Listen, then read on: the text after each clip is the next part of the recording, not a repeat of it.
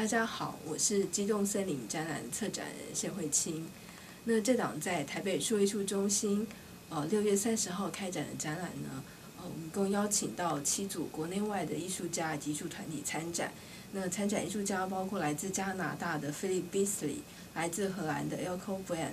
香港与台湾艺术团体的 Dimension Plus， 还有台湾的艺术家黄志杰、黄赞伦、郭慧产以及曾伟豪，一共7位杰出的艺术家参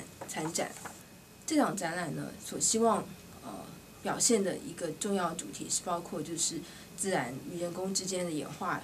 与生成的这个变动。也就是说呢，我们现在所创造出的东西呢，正在跟我们一起进化。也就是说呢，人、生物、机械、资讯，我们是在这个时间的潮流中呢，共同演化。那在这个展览里面呢，艺术家所创作出来的虚拟的植物、数位植物以及机械的植物，那我们也可以把它看成它是一种用机械或数位仿生创造出来一种新的生命形式。但是我们也可以看到，在未来的世界里面呢，这样子的